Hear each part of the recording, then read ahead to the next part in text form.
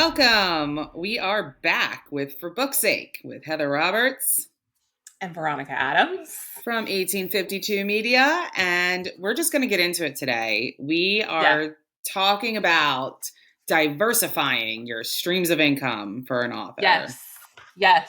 Which is Those huge. books you write, they're not the only way for you to make money. That's right. You shouldn't just be selling it in ebook only, by the way. So some authors, you can write a book and publish it in ebook form only. That's valid. Yes, totally. But there are other forms that you can publish.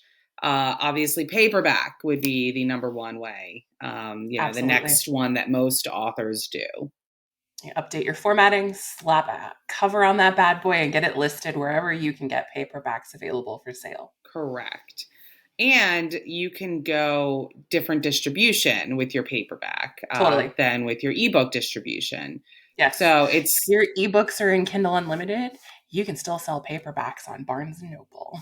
That's correct. You can go wide with your distribution. Mm-hmm. So it's a lot of authors don't really think about that when they're looking at their distribution and options like that. So think about the distribution of your paperback when you are putting it out there.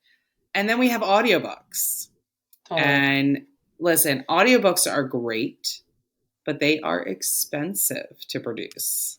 I mean, so let's talk about audiobooks. There's a few different ways that you can do an audiobook as an author if you are self-published. So if you can get an agent, and an agent can go and shop around your already existing titles or your new titles coming out and get you a deal with an audiobook company who will produce your audiobook for you, sometimes even give you a small advance per title. Sure.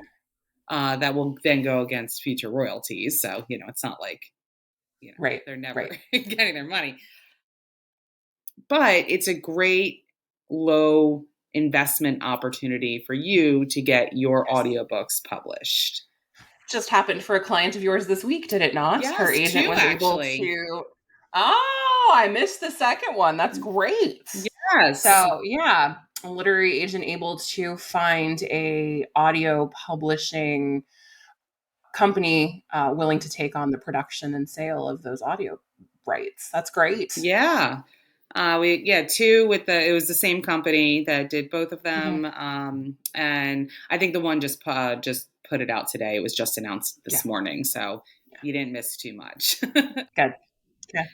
But super exciting. That's one way to go. Low investment from the author and just understanding that future royalties are going to be affected against your advance, if any. And the price of having to do almost nothing yourself is letting other people share in the profits. Correct. And then if you want to produce the audiobook completely yourself, you have then two options. You can do a royalty share with an audiobook narrator, or you can pay outright an audiobook narrator, and then you own all the rights, essentially, to that book in audio. Right. And you can do and you are going to pay a significantly larger amount to own the files outright and to have the work be your exclusive property. Correct. A narrator is going to charge you a lot more. So in that second situation. Yes. So to give you an idea, on the cheap end of narration, I would say cheap is inexpensive. I'm not saying the quality is cheap. It's just somebody who maybe is just getting into audiobooks. Budget friendly. Somebody who doesn't have a huge audiobook narration career under their belt, so that maybe they're just starting out and they're not in high demand. Readers don't know them. Right. So an inexpensive, budget-friendly option would be about $250 per finished hour.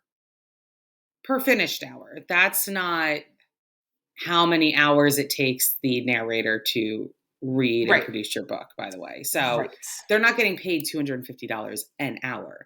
They're getting paid $250 per finished hour. I heard recently that it takes approximately twice as many hours to produce the audio as it does to read the book from start to finish. So, I can believe whatever that. your estimated read time is, double that. And that's usually the average production time. Yeah, I could totally see that. Absolutely. So for an average let's say 4.5 hour book or five Yeah. hours, just to make it easy. If it's going to take, Nice round number. yeah, Yes. five. So 250 dollars per finished hour times 5 hours, you know, we're talking several $1,000s Mhm. on the inexpensive end. And then they can go up from there. Yes. Considerably, depending on talent, demand, Yes. reputation, etc. There Yes. is, I believe, one very, very popular author, or I'm sorry, narrator, audiobook narrator, who can get $750 per finished hour. And that is somebody who's in very high demand, who can also then pick and choose what they want to read and what they want Absolutely. to produce. So, you don't have to go to that high end. There's a range. And then there's people all the way in between. So where do you find these narrators? You can find them on ACX. You can find them on Findaway Voices. Yep. You can look for voiceover artists in your area Sure. who would perhaps be willing to produce an audiobook for you. You also can take a gamble on gig work sites like Fiverr. Sure. There are a lot of really talented voice artists on platforms like that. Buyer Yeah. beware, of course, but Buyer still. beware. You have to vet who you're Yes. working with. That is Yes. always very key. But yeah, I mean, so you can go, there's a variety of options that you can explore in Mhm. order to find the right narrator for you. So once you get the audiobook, you can then upload that Yes. on wide platforms, or you can enroll it into Audible, which is an Yep. exclusive platform like Kindle Unlimited is. And you can go about it that way. So there's a lot of distribution options for each of the types of book that you have. So, I mean, you're not just talking about, just one type of, you're not limited. You're not as limited as maybe you think you are. Sure. Sure. Something that hasn't been on the list yet is the vanity or exclusive hardback too. If you Yes. have some money to invest in maybe having your own bookstore on your website, if you already offer merch and you have some form of retail set up on your website, or you have a Shopify account or something like that, Yeah. you can also have your own hardbacks printed and offer exclusive alternate covers, or just hardback covers of your paperback and ebook cover, Yeah.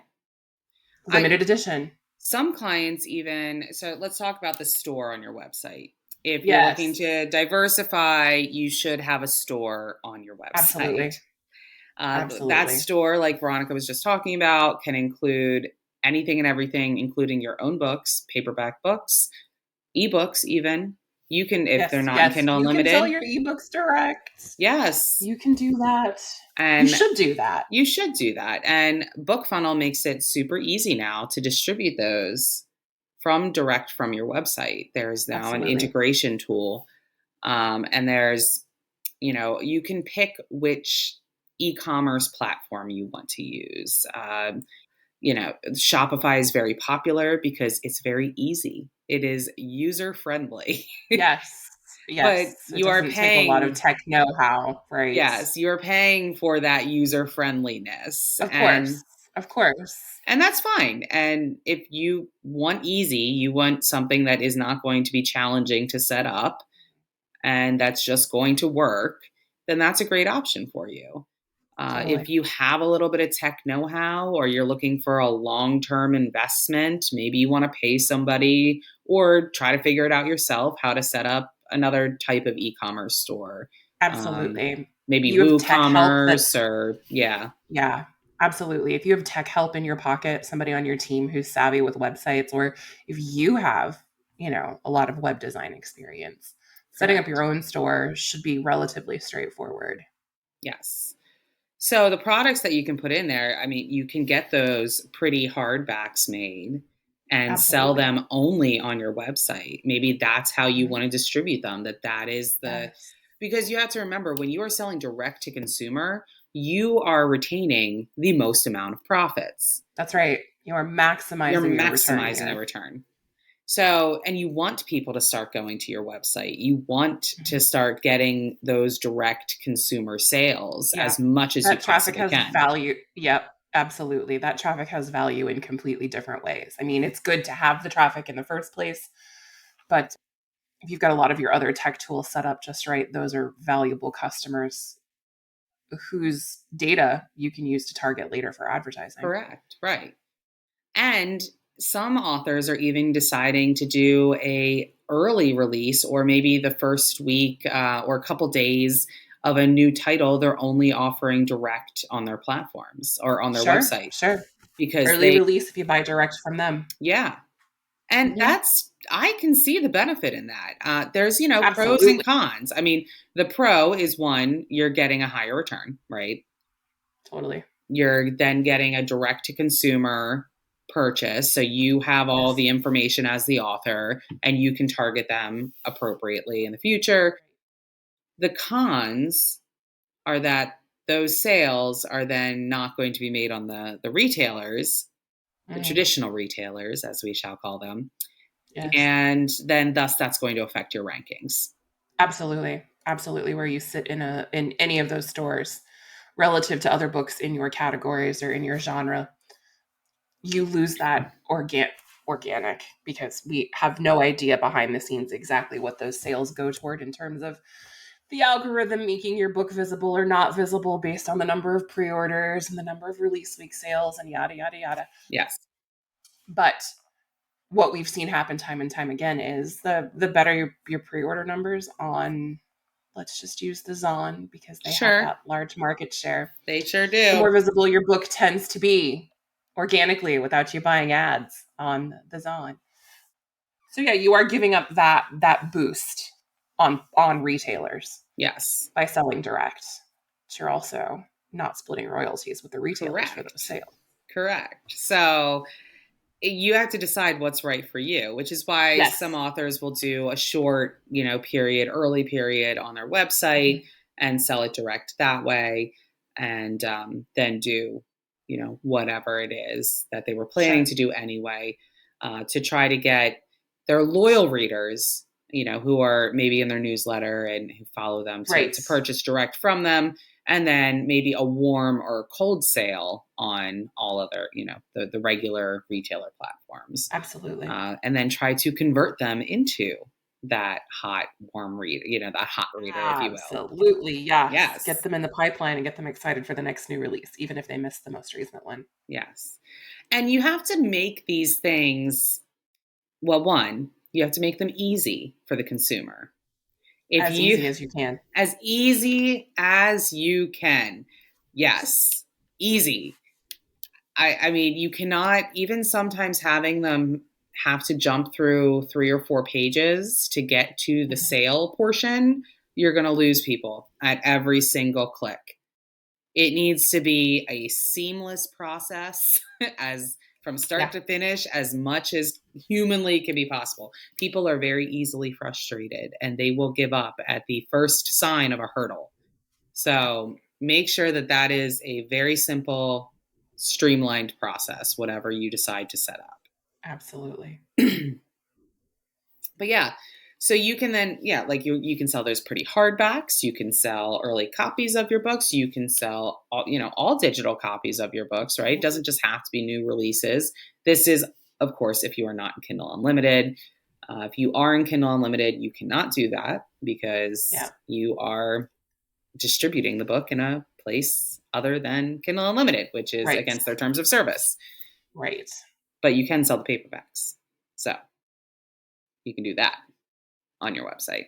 And yeah, and then you can sell merch. So if you don't want to have, inventory in your home, or, rent out a storefront or whatever Right. you don't want to have your own warehouse. You don't have a storage building next to your house where you can put a whole bunch of inventory. Right. Exactly. There are Not, options. Yeah. You don't have to have massive inventory in order to have a merch shop. Yes. I remember when these things first started coming out. I sound like a dinosaur right now, but I remember when they first started coming out, and they were, like the Zazzle shops and like Oh my God. Yeah. Cafe Cafe Press. Press and all of that. They were not very intuitive or great shops. No. And the So quality was very subpar. But now we have companies like Printify or Printful. And those are some of the more popular ones, but there's a dozen, I'm sure. Like there's a Absolutely. lot. And they integrate directly with your website. You get to Exactly. design everything and just put it And on they are products. printed and shipped per order, not in an inventory bulk situation. Correct. So And they handle all of that. So exactly. you don't have to handle a piece of your merchandise if you don't want to. I would highly recommend ordering like at least one of things that you are selling. At Yeah. least, For quality control. quality control, just so that Absolutely. especially shirts and things like that, you want to know what your Yeah. consumer is eventually going to be getting. Exactly. You also want to be able to market that. And if you have the product in hand, you will be able to market that a lot better. Absolutely. Take it with you to book events. Wear it on a Show it TikTok. on lives and on TikTok. Yeah, Yeah. absolutely. So you should probably order at least one of whatever it is that you're Mhm. planning to sell, so that you can market it appropriately Yeah, from your own totally. platforms.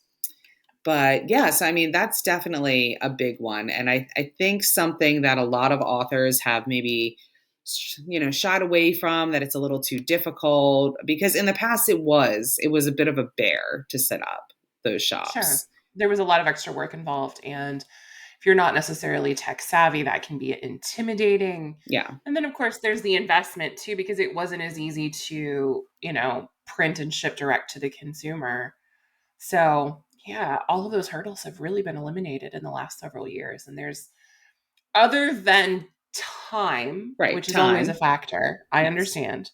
But aside from time, there's really no other good reason not to have merch I and have agree. a Yeah. section of your website where you're selling things tangential to your books. Yes. And you can do other kinds of merch. It doesn't just have to be like your logo, right? Right. You can make a whole line about each series of your books. Absolutely. Pull the reader favorite stuff from Yeah. any series and find ways to turn that stuff into catchphrases or take direct Yeah. quotes out of your manuscript and put them on coffee I mugs. was just going to say, put your quotes on your merch. You know why? Because they're your Yeah, quotes. You made that's right. them. You own that. That's You your own intellectual them. property. You see all these Yeah. Etsy stores popping up using intellectual property that is Girl, not don't get theirs. me started on the creators taking Oh authors' my content God. and monetizing it. Oh, It drives me crazy. I am such a moral opposition to it. I do Like, too. it was all fun and games at first, but like you're literally taking something that someone else created, and I just yeah. I know.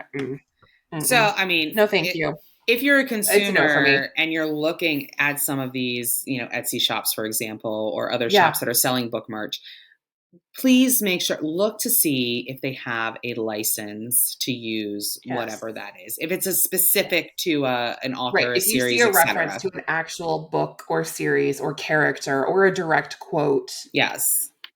you know, fan merch is fine. I don't take issue with things that are derivative and inspired by Inspired by books is you fine. love. Yes. But when you're taking things that are direct property of the author, Yes. That's problematic. It's very problematic. And so, and you can ask. It's okay as a consumer Yes, to ask, is this licensed from the publisher or author, absolutely. depending Right, upon the circumstance, if it's an independently published or traditionally published book. right. I saw, for example, with The Fourth Wing that just came out, there's been, Yeah, yeah, yeah, yeah, yeah. yeah. There is a shop that was, I think it was like a hoodie and it had like a big dragon on the back. And it was actually, it Fun. was freaking awesome. Yeah. And Rebecca actually ordered one and the creator was just so freaking thrilled, right? Yes. Obviously. Yeah. Yeah. And this creator did have the license, like she was licensed with the publisher to offer this Right. type of product. Rebecca did that book through a publisher, so she wouldn't have Right. licensed the actual image. It was through the Right. publisher. Thus why Yes. Rebecca didn't have any of the, she was ordering it herself from the creator.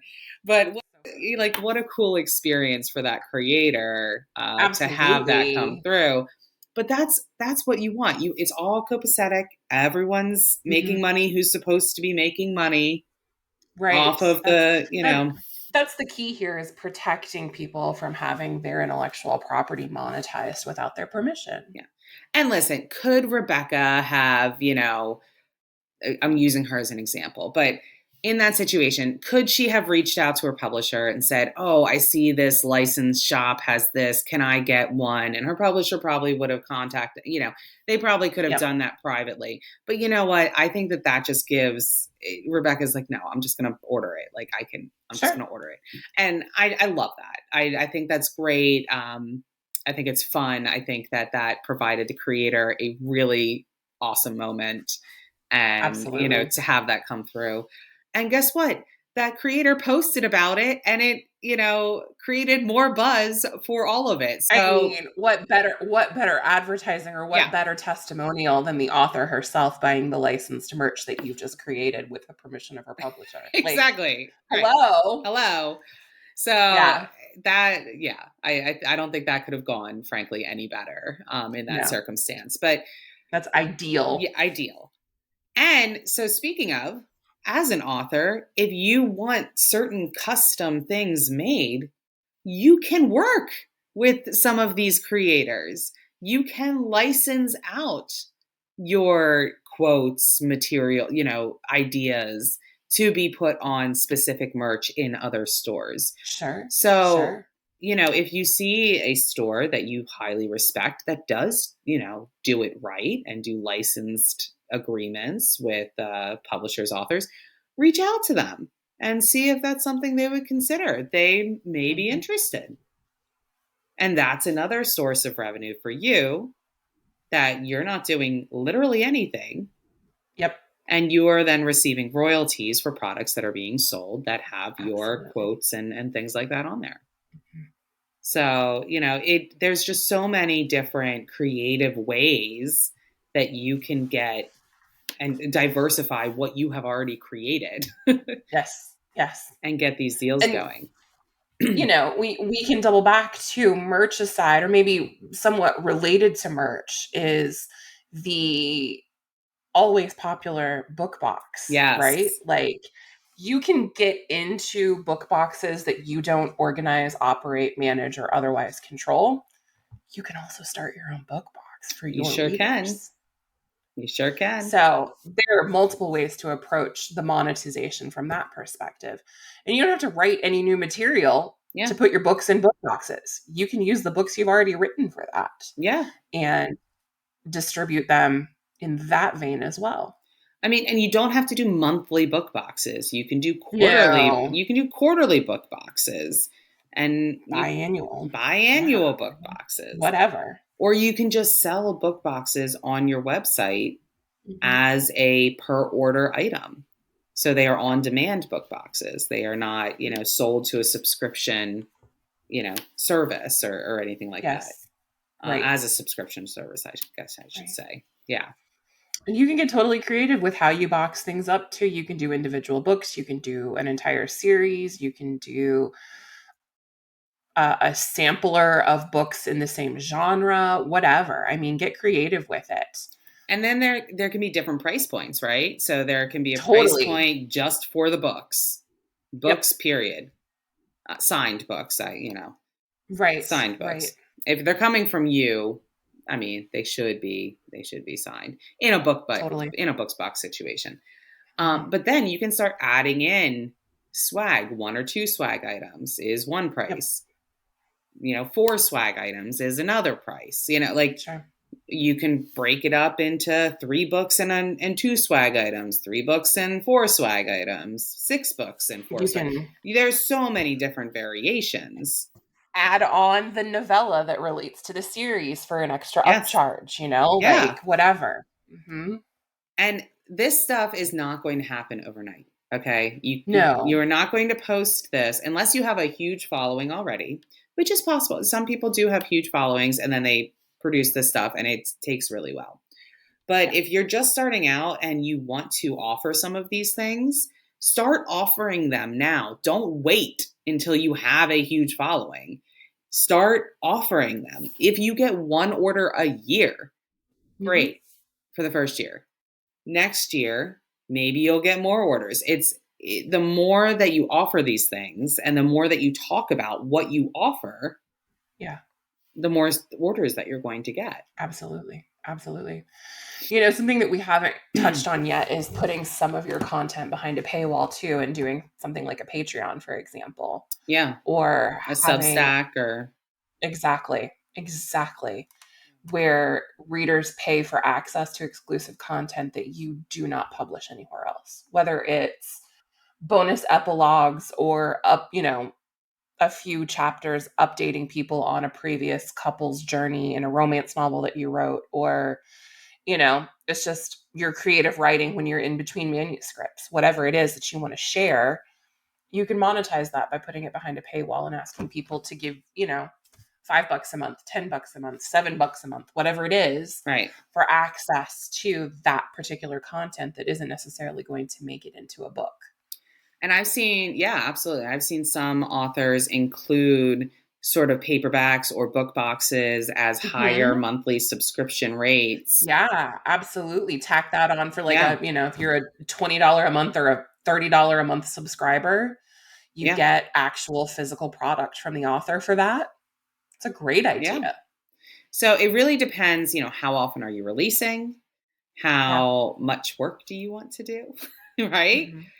Because Sure. if you do not have a team or at least a couple people helping you out, this is going to be a lot to take on your shoulders. Doing Yeah. like a monthly book box, for example. Really gonna eat into your writing time, which Yes. is still your bread and butter here. These are all secondary things. Like Right. writing and publishing, still your number one job. Yes. Still your number one job, even with all of these other options to monetize your content. And you can have people, like Veronica and myself help you organize this sort of stuff. But Sure. Sure. mostly and usually the physical labor comes down to you and your team. Not to say that we haven't done some of the physical labor part for some clients in the past.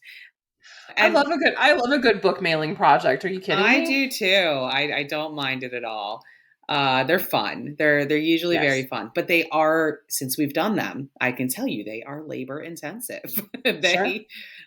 They are not for the faint of heart. And also because you need to make sure that the orders are right. You need to make sure that who's getting what is correct and Exactly. everything's shipped correctly. It's not incredibly hard, but Right. it's important to make sure that those things are correct. So yeah, just remember that if it does start to get big, you may need some additional help. You may need to start Absolutely. calling in reinforcements. I know Get a personal assistant, get yeah, a, whatever, there's support network. there's an author on TikTok who packs orders from her website on her TikTok. Okay. And I mean, I'll throw her name out there. I People follow love her. that stuff. Yeah, Yeah. Misty Walker is who I am talking about. Hi, Misty, if you're Uh-huh. listening. She writes like MC Biker books and things like Yeah, that. yeah, yeah. Yeah. I love watching her box up orders. And I mean, it's fun. It's a nice way to pass time when you really just are not like it's soothing. It's calming, like It the is. ritual and the routine It's and like an like ASMR thing. It's like, totally, yeah. I love it. I love, and totally. she does such a nice job with the filming of it. So Yeah, I'm yeah, just yeah. saying, if you're looking for an example of how to market your, books on TikTok, like doing that sort of stuff, go to Missy's page and look at her videos for examples, because she does an exceptional job. And kudos to you for doing that, because and keep it coming, because I like watching it. Totally. So everyone keep ordering because I like watching it.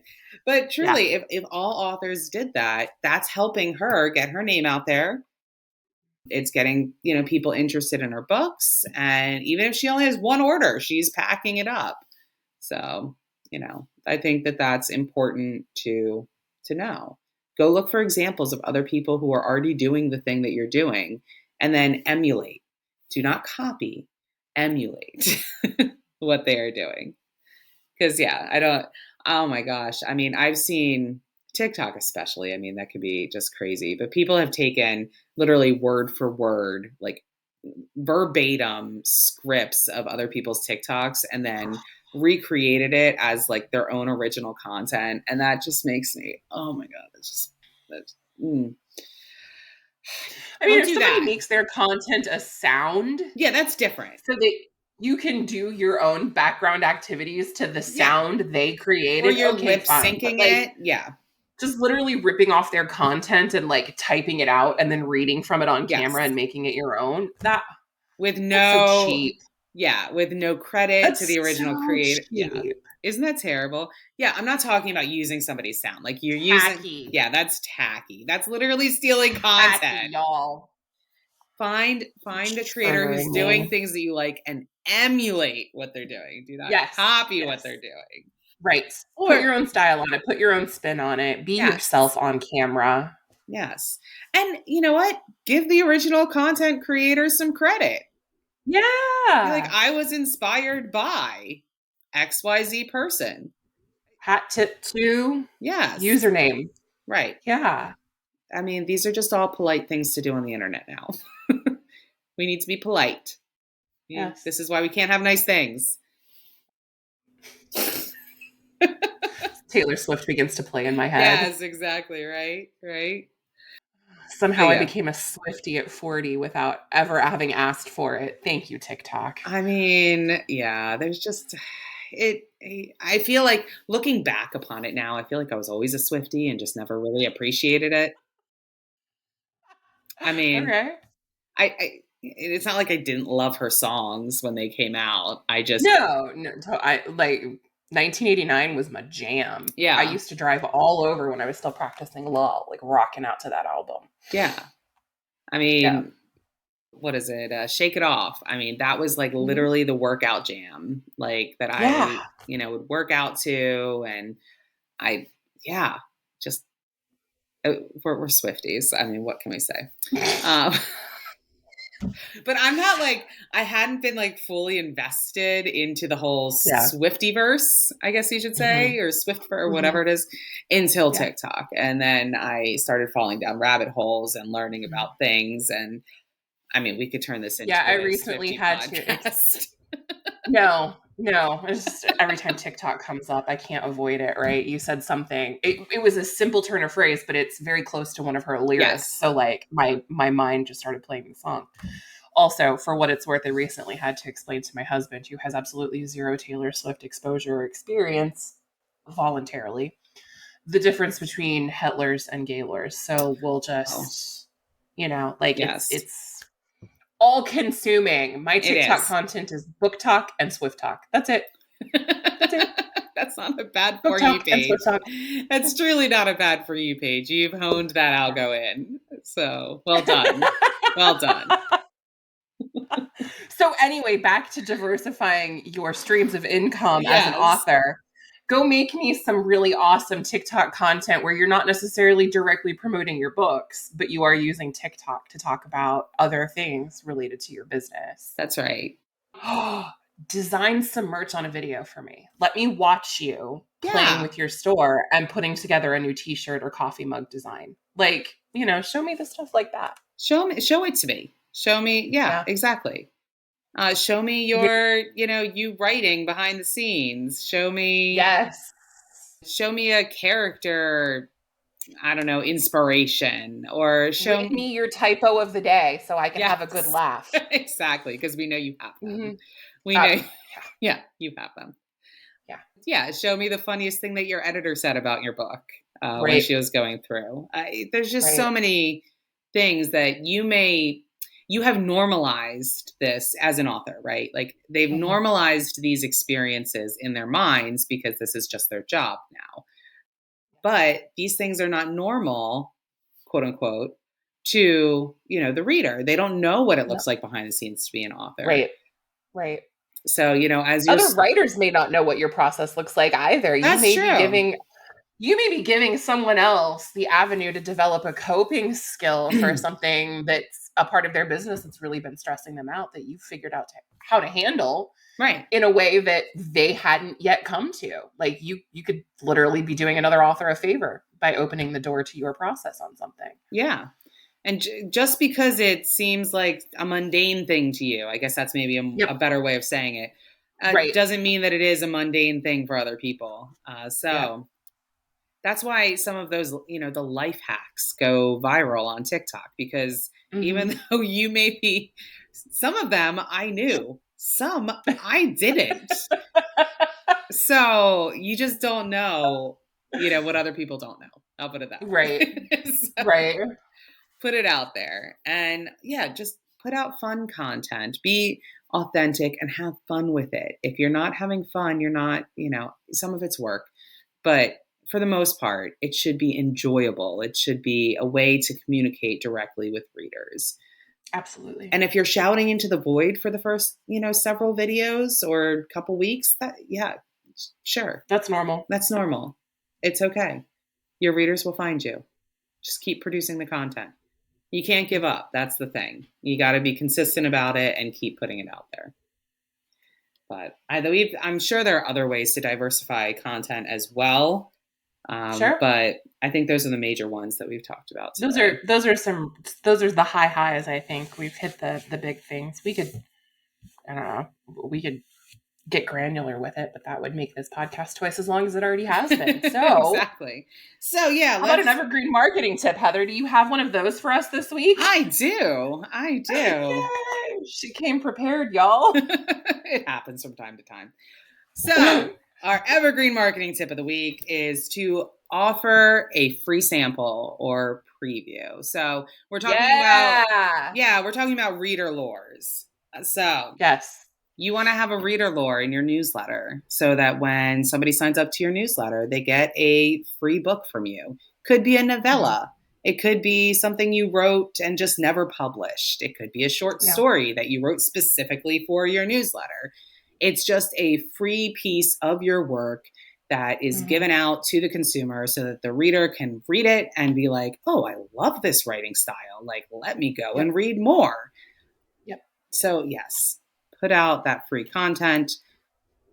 Also, adjacently, tangentially, you can write bonus content that is free, that is offered in the back matter of your books, like a bonus epilogue that is linked to your newsletter. So in order to download said bonus epilogue, they need to sign up for your newsletter. That is the number one best way to get organic readers onto your newsletter list. Yes. So they read your book. They read it because that's where they found the link, is at the back matter of your book. And then they're signing up for your newsletter and you can remarket to them in the future. Yep. So having some of that free content available will help draw readers in and will help to maintain that loyal following. Beautiful. That's it. Thank you. Couldn't have said it better myself. Thank you, Veronica. Much appreciated. So diversify your streams of income, authors. Diversify. Yes. That ebook that you just hit publish on is not the only way to make money. So go out there and profit. Yes, go out and profit. I love it. And until next time, this has been For Book's Sake.